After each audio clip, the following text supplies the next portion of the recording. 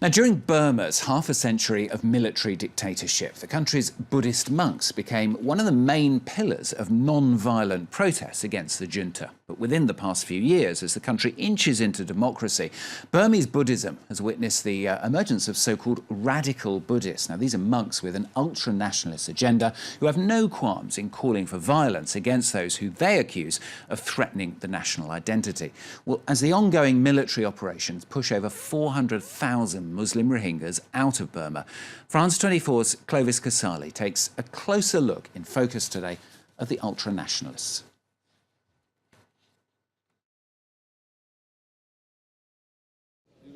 These young monks are the new guard of radical Buddhism in Burma. Their school is linked to Mabata, an influential movement known for its ultra-nationalist stance and anti-Islam rhetoric. Banned by religious authorities, it remains powerful across the country and claims to have 10 million members. One of the teachers has spotted us.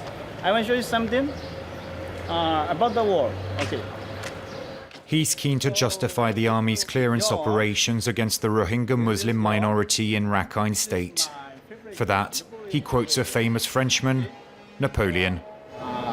You must remember this quote. So the quote says, "The world suffers a lot not because of the violence of bad people, but because of the silence of good people. The most important thing now is for the good people not to remain silent. France knows better than any other country the problems we're facing here. You too in France have many immigrants on your territory, especially from Muslim countries, and who are causing you many problems." Mabata is not afraid of using violence if it means protecting Burma's Buddhism. They believe the Rohingya Muslims are illegal immigrants from Bangladesh with no right to be in the country, even though some have lived here for generations. It's a new form of colonization. The Buddhist Rakhine people are becoming the minority in their own state. On average, each family has about 4 children, but the Rohingya Muslims have many wives and many more children. We have a saying that goes like this: if you corner a dog and start beating it, the dog will bite you. Northern Rakhine is under lockdown with ongoing violence. We were sent these amateur images by Rohingya activists. They show entire villages reduced to ashes. The army says the Rohingya themselves set fire to their houses.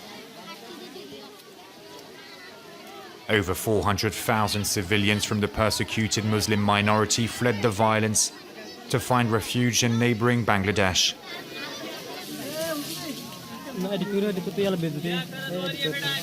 Most of the Burmese support the army that claims it's simply cracking down on terrorists. This man firmly believes troops are doing nothing wrong. Accused of encouraging hate speech against the Rohingya, he was chief editor of Mabata's newspaper until it was banned by authorities. We would criticize objectively the Rohingya, the Bengali terrorists. We also spoke loud and clear about the weakness of our government and parliament. And I guess they probably didn't like that very much. He wrote 3 letters to Aung San Suu Kyi and never got a reply. He has little respect for Burma's de facto leader. As we film his office and he's off camera, he reveals the strong ties between ultra-nationalists and the army.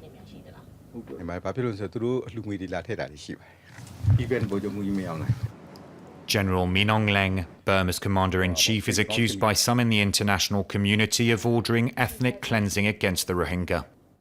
Many Rohingya, Bengali civilians, have attacked Burmese people in Rakhine State. And by doing this, they're providing support and taking part in terrorism. So I do not feel any sadness when I'm told that these terrorists are now being killed. Rohingya is a taboo word. He and others use the term Bengalis. They call for them to leave the country in all of the rallies staged by a controversial figure, Uviratu. His opponents call him the Buddhist Osama bin Laden. Religious authorities banned him from addressing crowds after his speeches were seen as inciting violence. But it didn't prevent him from gathering his supporters when the Rohingya crisis began. Just like the army, he called for a state of emergency in Rakhine.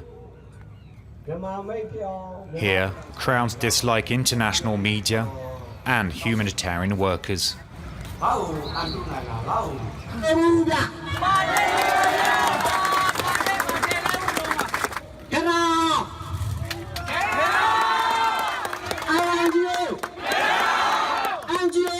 are convinced foreigners and NGOs have a pro-Muslim bias that threatens the Buddhist nation.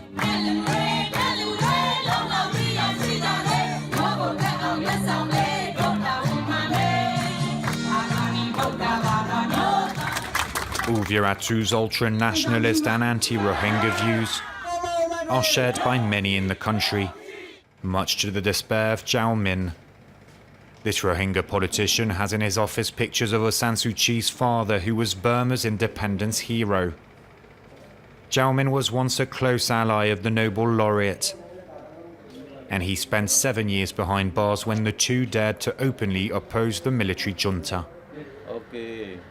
He's been struggling to sleep in recent weeks and carefully chooses his words when talking about the suffering of his Rohingya brothers. He doesn't understand Aung San Suu Kyi's attitude. Why should he not know what's happening in a part of the country? I think she knows well. We don't see any better future unless there is some change in the policy of Myanmar government or international community came to rescue this Rohingya community. Buddhist extremists are said to be taking part in the violence, helping security forces with the crackdown. Aung San Suu Kyi has refused to condemn the army that retains large powers in Burma. The de facto leader had promised to defend minorities. The Rohingya are bitterly disappointed in the lady who they once believed in.